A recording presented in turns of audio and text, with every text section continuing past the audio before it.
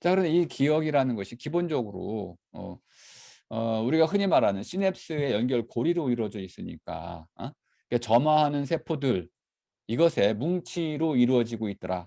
예, 터퍼결이라는 말이 떠올라지시는지 모르겠네요. 예, 이런 것들을 통해 제가 이제 만들어낸 말이니까 하나의 그 나르실에서 이제 불꽃이 터져 가지고 그것이 피어올라서 쭉 퍼져나가는 과정. 어 그리고 이제 그 과정을 통해서 하나의 모양이 만들어지고 모습이 짜이면 모아 짜기가 되면 홀로노믹이 만들어지면 그때 이제 나는 '아 이것이 저것이구나.'라는 것을 비로소 깨닫게 된다는 거죠. 이런 알아차림이 없이는 기억이라는 건 없는 겁니다. 그러니까 기억이라는 것도 알아차림의 한 방식이라고 제가 말씀을 드렸습니다. 그러니까 알아차림 안에 기억이라는 것이 들어와 있는 것이지 반대는 아닙니다. 자, 근데 어쨌든 이렇게 하나의 알아차림이라는 거대한 흐름 속에서 기억이라는 것이 일어나더라. 근데 기억이 문맥에 따라서 굉장히 의존해 있다는 것을 많은 인지심리학자들이 밝혀냈습니다. 그럼 문맥에 따라 변한다는 건 무슨 뜻이냐? 한마디로 말하면 동사에 의한 기억보다는 명사에 의한 기억이 좀 더 쉽다. 그러니까 명사에 의한 기억은 대단히 쉽다는 겁니다. 근데 동사 기억은 대단히 어렵다고 많이 알려져 있습니다. 여러분들은 명사부터 기억하고 거기에 맞춰서 동사를 다시 기억하시면 되겠습니다. 뭐 아무튼 이렇게 해 가지고 동사와 명사 사이에 이런 기억의 쉽고 어려움의 차이가 무엇을 의미하느냐? 바로 문맥에 의존해 있다는 것을 뜻하는 것입니다. 우리의 기억은 항상 맥락적이라는 겁니다. 그러니까 맥락이 빠져버리면 기억이 잘 안 된다는 겁니다. 물론 토막 기억이라는 것이 있습니다. 토막도 막 쪼개져 가지고 밑도 끝도 없이 어떤 단편적인 이미지가 떠오를 때 근데 우리는 그걸 기억이라고 말할 수가 없습니다. 그냥 떠오른 어떤 편상이죠. 편린. 하나의 조각일 뿐이지 그걸 기억이라고 말할 수가 없는 겁니다. 그럼 왜 그걸 기억이라고 말할 수가 없느냐? 나중에 이제 제 말로 바꿔 쓰면 굉장히 쉽게 설명이 됩니다. 어쨌든 동사라는 형태로 우리가 어떤 기억을 할 때는 맥락이라는 것을 철저히 가져와야 되기 때문에 우리 이 기억이라는 것이 맥락 의존적이다라는 것을 정확히 보여줄 수가 있고요. 한번 뭐 실험도 제가 몇 번 해본 적이 있는데요. 자, 시를 외워 한번 보시죠. 시를 외워 볼때 정확히 외우는 걸 목표로 하진 않고요. 어떤 시를 한 3 개의 연 정도가 있는 것을 외울 때 그 시를 외우려면 몇 번 정도 반복하면 외울 수 있나요? 어 뭐 인제 사람마다 다르긴 인제 할 텐데요. 시에 충분히 감정이입 이 되면은 아주 쉽게 시가 외워집니다. 반면에 시가 좀 잘 감정이입이 안 되면 잘 외워지질 않습니다. 그런데 이것이 시가 나와 관계되어 있다고 느껴지면 굉장히 쉽게 이해가 됩니다. 기억이 됩니다. 좀 더 나아가서 그 시가 우리 모두와 연결된다고 한다면 집단 기억과 연결되면 더 쉽게 기억이 됩니다. 그러니까 시라는 것을 외울 때 그 시가 일단 나하고 관계되느냐 또 내가 살아가는 우리와 관계되느냐 이 관련의 정도에 따라 가지고 맥락의 정도에 따라서 외워지는 이제 속도가 달라진다는 겁니다. 자, 그래서 기억이라는 것은 단순히 뇌 안에서의 어떤 체계를 넘어서 가지고 내가 살아가는 세계 그리고 그 역사 이런 거하고 관계돼 있다. 자, 그렇다면은 기억이라는 것은 뇌에서 일어나는 어떤 지각, 보통 참고 이론이었죠. 지각과 좀 더 나아가서 세계와 나와 관련된 것 또는 나와 관련돼서 우리 모두와 관련된 것 해 가지고 세계와 우리 모두에 대한 이해 그리고 감정이라고 하는 것, 기분 그리고 내가 놓인 상황 예를 들어서 어떤 특별한 상황에서는 기억이 잘 되고요. 그렇지 않은 상황에서는 기억이 잘 안 됩니다. 요런 상황들. 이런 것들이 모두 한데 예 맞물려 가지고 아로사겨지는 것이다. 요렇게 이제 기억을 뇌과학의 도움을 인제 빌어 가지고 기억이라는 것이 단편적으로 무슨 새겨 넣거나 박아 넣거나 또는 적어 넣거나 이런 단순한 이런 입출력 방식이 아니고 아주 복잡하게 여러 가지 것들을 두루두루 얽어 가지고 구성해 가지고 그것을 이제 말의 형태로 서술 기억 형태로 좀 더 나아가서 구성되는 방식으로 이것을 아로 새기는 것이다. 요렇게 이제 볼 수가 있겠습니다. 이제 기억에 대해서 좀 다르게 설명하는 책이 있는데요. 이 부분은 제가 이제 소개해 드릴 시간은 없지만 이 책이 워낙 좋기 때문에 소개만 해 놓고 넘어가겠습니다. 기억의 공간이라는 이제 알라이다 아스만이라는 작가가 이제 쓴 책인데요. 이 책의 기억을 4종류로 나누고 있습니다. 첫 번째는 모방 기억이라는 것인데, 모방이라는 거는 배운다 이런 뜻입니다. 배운 것들, 이런 것들이 되고, 사물 기억이라는 것은 겪은 것들, 이런 것들이 되고요. 소통 기억이라고 썼는데, 이 소통 기억은 사실은 기록이라고 쓰는 것이 좀 더 적절합니다. 어쨌든 네. 다음에 이제 마지막에 이제 이 문화와 관련된 이제 기억을 주로 다룬 책이기 때문에 마지막 부분이 가장 중시되는데요. 문화 기억이라고 하는 것입니다. 문화재라고 이해하셔도 되겠고요. 또는 국민 의례와 같은 의례라고 보셔도 되겠고요. 또는 뭐 우리 제례에도 상관이 없고요. 결혼식 이런 것도 되겠고요. 이렇게 문화 기억이라는 것도 우리의 기억의 한 종류다. 뭐 버트란트 러셀 같은 경우에는 산맥 또는 이런 것들도 기억이라고 봤는데 자연의 기억이라고 봤습니다. 또 오늘날엔 생물학에서는 DNA 유전자 이것도 기억의 한 종류로 보고 있습니다. 또 이제 코딩도 한 기억의 한 방식이라고 볼 수가 있습니다. AI 역시 마찬가지 되고요. 기억이라는 것을 어떻게 볼 것이냐에 따라서 사람만의 전유물이냐 아니냐 이거에 대한 판단도 달라질 수 있는데요. 그래도 여전히 계속 문제가 되는 게 있습니다. 도대체 기억이라는 게 뭐야? 기억이라는 것이 무엇인지를 알아야 이 판단을 내릴 수가 있을 텐데 정작 우리는 아직도 기억이 뭔지를 잘 모릅니다. 제가 이제 이한열 기념비를 통해 가지고 잠깐 기억이라는 것이 무엇인지를 한번 보여드리려고 합니다.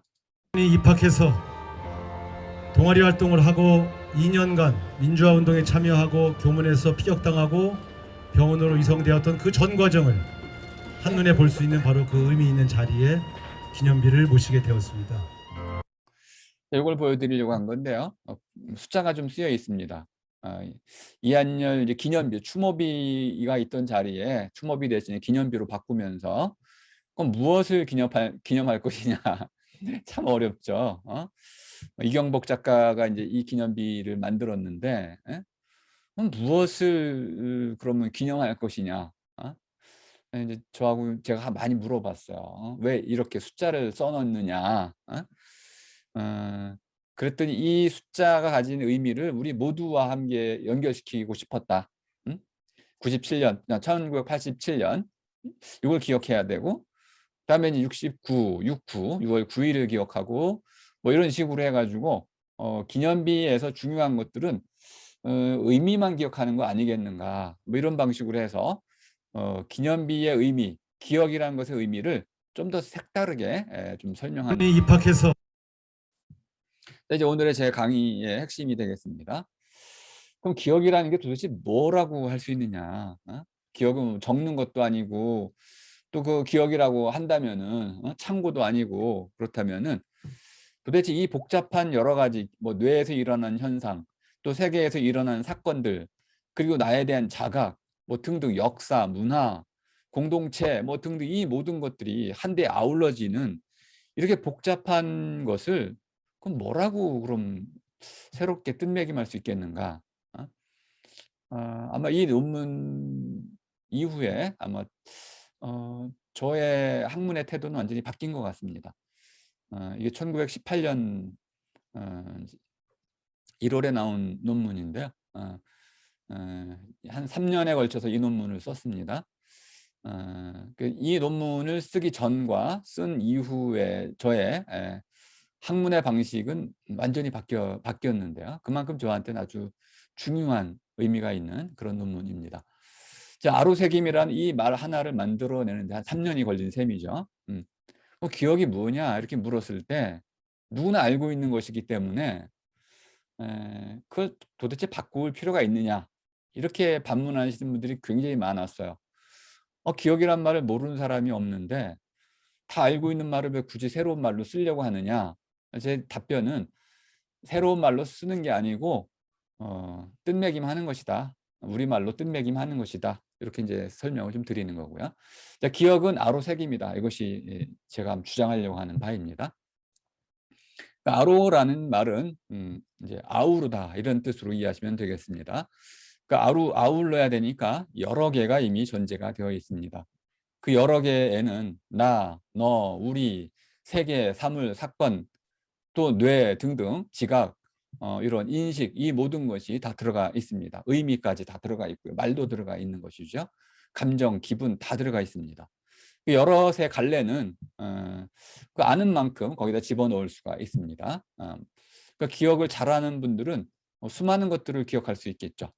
그러니까 아우름의 범위는 사람마다 달라질 수밖에 없겠습니다. 근데 새김이라는 건 뭐냐? 우리말로 이제 새김하면 훈을 이제 달다 이렇게도 말할 수 있습니다. 그럼 이제 한자를 새기기도 하죠. 하늘 천할 때. 예. 하늘이란 말을 우리가 이제 천이란 말을 하늘이란 말로 새기잖아요. 풀이한다 이런 뜻으로도 쓸 수가 있는 말입니다. 그러니까 새긴다는 말은 풀이한다는 뜻도 있고, 또 하나는 어떤 내용을 어떤 물질에다가 홈이나 골을 파서 집어넣는 것, 이렇게 양각, 음각 이런 식으로 새겨 넣는 것도 새김입니다. 이 두 낱말을 이제 합쳐가지고 아로새김이란 말을 만들어냈습니다. 근데 아로새김은 크게 세 단계로 쓰여 있습니다. 하나는 어떤 것을 어떤 것으로서, 그러니까 로서라고 하는 게 아주 중요합니다. 어떤 것을 어떤 것으로서, 해석하기의 기본 틀이죠. 어떤 것을 어떤 것으로 알아본다. 알아본다는 이 설명, 제가 알미 무엇입니까를 굉장히 설명을 열심히 드렸었는데, 이 알미의 가장 근본 구조가 어떤 것을 어떤 것으로서 이렇게 알아보는 겁니다. 그다음 이 알을 뇌에다가 실제로 새겨 넣는 거죠. 새겨 넣는다는 것은 뉴런 시냅스를 만들어 간다는 것입니다. 그런 다음에 새겨 넣은 것을 끄집어내 가지고 그것을 패턴, 쉐마, 전문 용어를 써서 죄송합니다. 패턴이라든지 쉐마라든지 스크립트 등을 통해서 다시 알아보는 것, 이거 쉽죠. 다시 알아보는 것, 다시 떠올리는 것 자체를 뜻하는 것을 넘어서서 내가 다시 알아볼 수 있어야 됩니다. 그러니까 아로새김은 이 세 단계로 구성이 되어 있습니다. 첫 번째는 지각이라든지 알매 차원에서 어떤 것을 어떤 것으로 연결한다는 것, 엮는다는 것이고요. 두 번째, 엮은 것을 어떻게든 우리 뇌에 나르실로서 그것을 모아짜기를 해야 된다는 것, 새겨 넣어야 된다는 것. 세 번째는 그 새겨 넣은 것을 다시 알아본다는 것. 이 세 가지가 이루어지면 아로새김이 된 것입니다. 이 아로새김의 과정을 통해 가지고 우리가 다시 이제 그것을 알아볼 때는 아까 얘기한 대로 홀로노믹이라는 방식으로 일어나더라.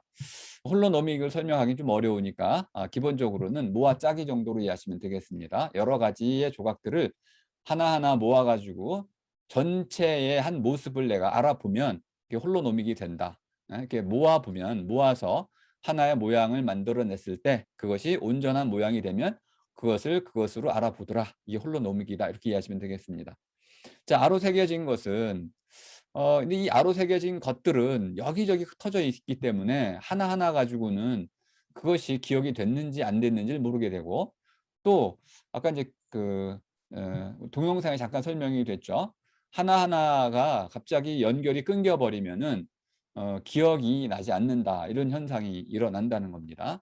그래서 모든 것이 연결됐을 때, 그래서 하나로 모아졌을 때, 그래서 온 모습이 떠올라졌을 때 비로소 나는 그것이 무엇인지 알게 된다는 겁니다.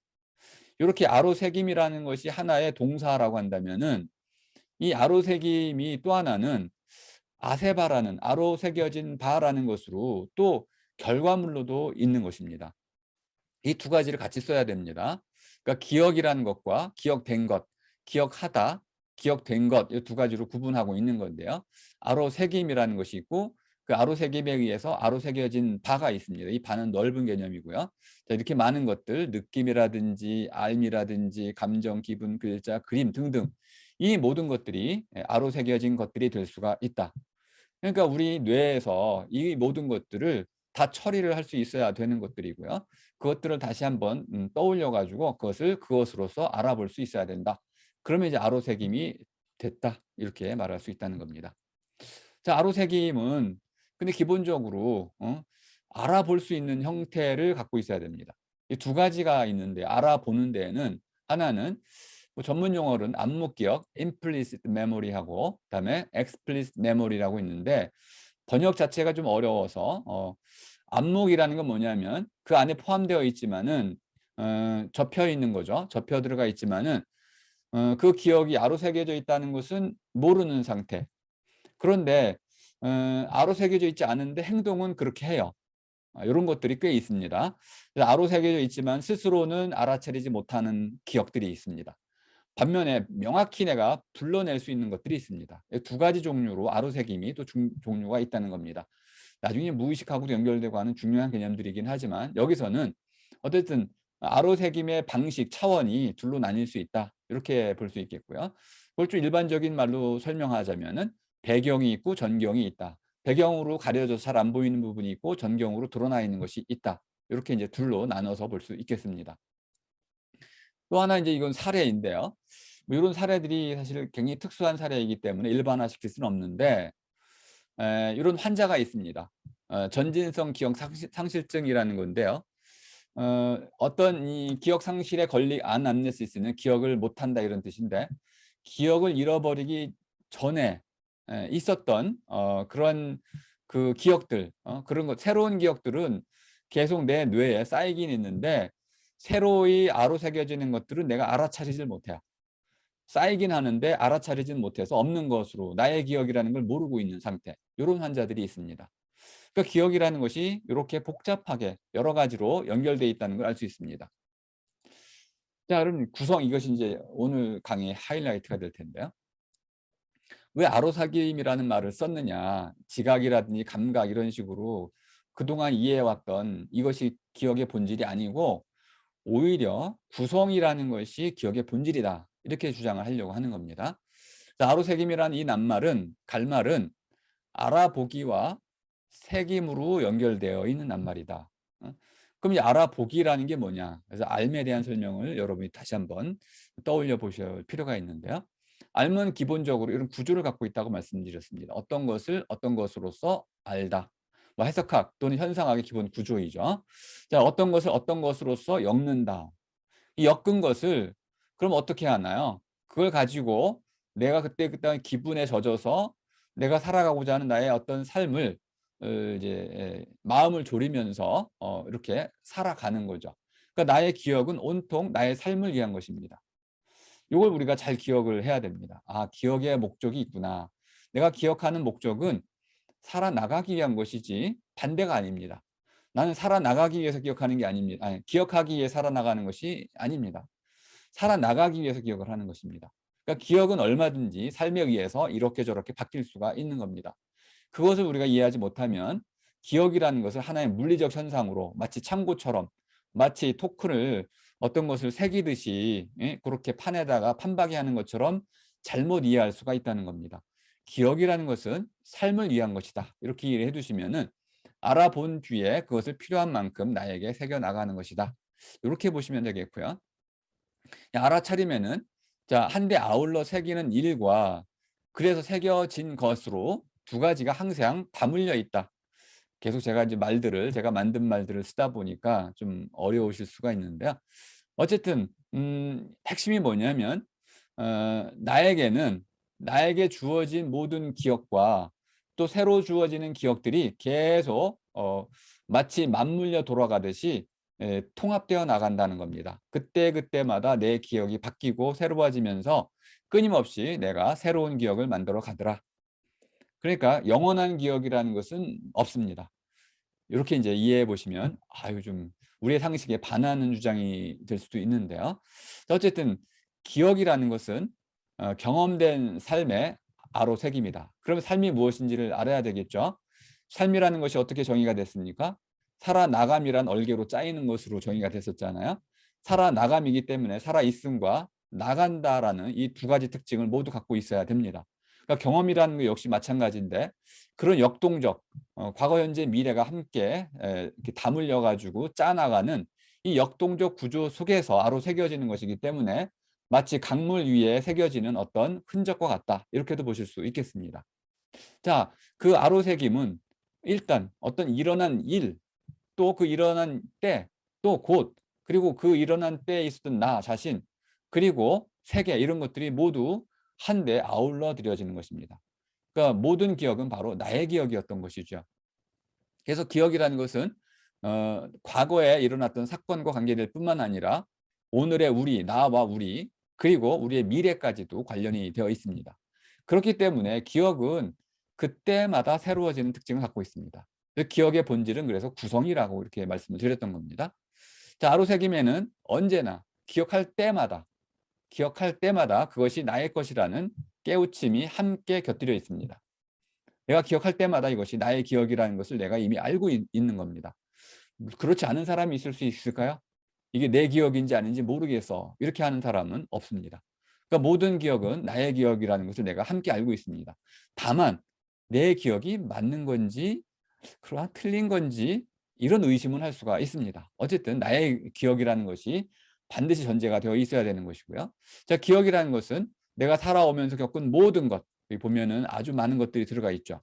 이것들을 나의 것으로 만들었고요. 그것을 다시 불러내서 끊임없이 써왔고, 혹시 도움이 되는 것은 더 갈고 닦았고, 그렇지 못한 것은 잊혀버렸습니다. 변형이 되어 왔습니다. 온전한 영원한 기억이란 없다. 끊임없이 내 삶을 살아나가는 과정 속에서 삶을 이해하는 것으로 바뀌어 나가더라. 이렇게 해가지고 나 자신과 세계와 역사를 한데 아울러 가지고 엮어 나가는 것, 새겨서 엮어 나가는 것, 이것이 바로 기억의 본질이다. 이렇게 이해하신다면 기억이라는 것이 이렇게 역동적 현상이라는 것을 이해하실 수가 있습니다.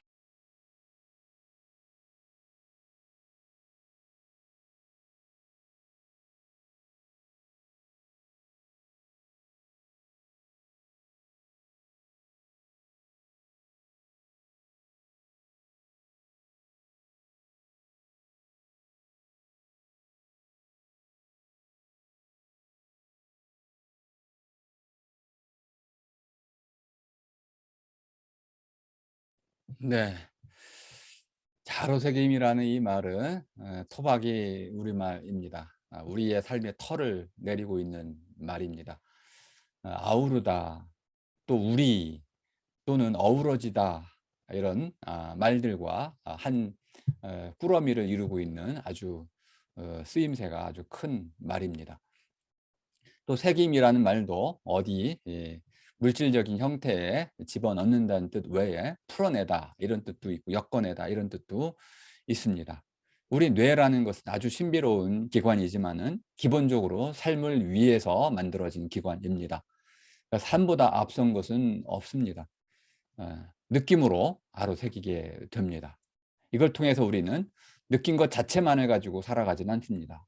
그걸 바탕으로 해서 또 마음으로 무엇인가 뜻, 의미를 아로새겨 나가게 되고 그 결과물들을 아세바란 형태로 갖추어 나가게 됩니다. 우리의 삶은 이 아세바를 통해서 꾸려 나가는 것이 될 것입니다. 그리고 이 삶은 궁극적으로 너와 나, 우리 모두의 공동체, 무아리의 삶으로 연결되고 그래서 우리 모두가 함께 동일한 같은 오늘 이제 공감, 시대 공감을 말씀해 주셨는데요. 한 시대의 이런 공동체의 기억으로 또 거듭나게 되고요. 그것이 하나의 문화의 원동력이 되고 문화가 만들어지면 이제 역사가 생겨나는 것이고요. 이 역사를 통해 가지고 한류가 전 세계로 퍼져 나가듯이 문화라는 하나의 품격을 갖추게 되면 인류의 문명 전체에 영향을 미치게 됩니다. 이것이 바로 아로새김의 역사다라고 볼 수가 있겠습니다. 네, 오늘 강의 마치겠습니다. 감사합니다.